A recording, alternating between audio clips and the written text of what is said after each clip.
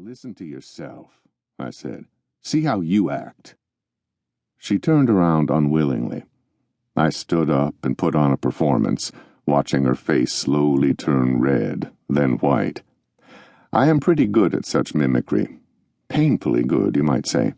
I have a talent for it. And when a man is only 5 feet tall, when he has had no formal law education, damn little formal education of any kind, he leaves no talent undeveloped. "This is you," I said. "Mrs. Abby, why don't you go on TV? Go into vaudeville. They love those characters." "Now," she smiled weakly, "I guess I'm not that bad, Mr. Smarty." "Mr. Smarty," I said. "Now there's a good line. You just keep it up, keep building on that stuff, and we'll be all fixed up. We'll be getting a nice offer for our property." "Maybe," she snapped. "We'd better not wait for an offer. If you're ashamed of your own wife, if you're so worried about what your friends may think of me—" "What I'm ashamed of is someone that isn't my wife. This character you've slipped into. God damn it, you're supposed to amount to something, and yet half the time you—" I stopped myself short. She said, "Listen to him, listen to the great attorney," and then she caught herself. We stood staring at each other. After a long moment, I started to break the silence, and the first word was a swear word, and the second one was an ain't. I broke off again. "Look at who's talking," I said. "Me, telling you how to behave."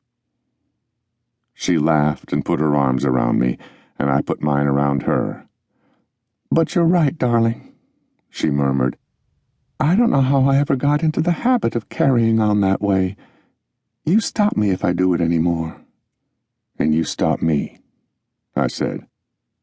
She warmed up the breakfast coffee, and we both had a cup, chatting and smoking a cigarette while we drank it. Then I got the car out of the garage and headed up the beach road toward town.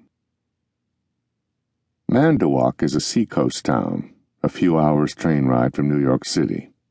It is too far from the city for commuting. There are no local industries. According to the last census, the population was 1,280, and I doubt that it has increased since then. It used to be quite a resort town back before the war, but the number of summer visitors has declined steadily in recent years. The natives got a little too independent. They leaned a little too heavily on the jipping. So, what with so many places closer to the population centers, Manduwoc began to go downhill.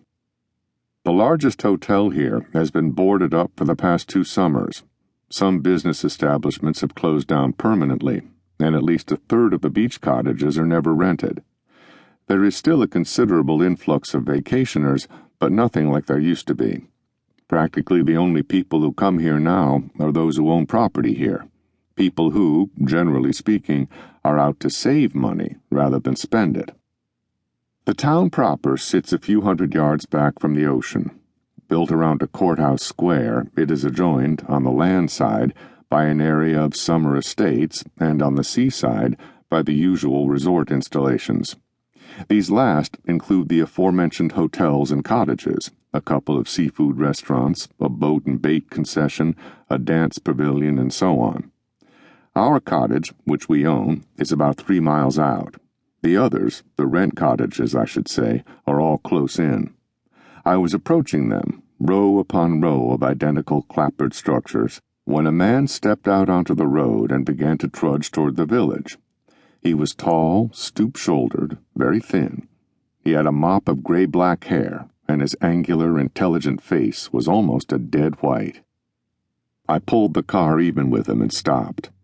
He went on walking, looking straight ahead. I called to him, "Rags! Rags McGuire!" And finally, after another hail or two, he turned around. He was frowning, in a kind of fiercely absent way. He came toward me slowly, his features twisted in that vacant scowl. And then suddenly, his face lit up with a smile of friendliness and recognition. "Cossie, how are you, boy?" He climbed into the seat with me. "Where you been hiding yourself?" I said that Rosa and I were just getting settled.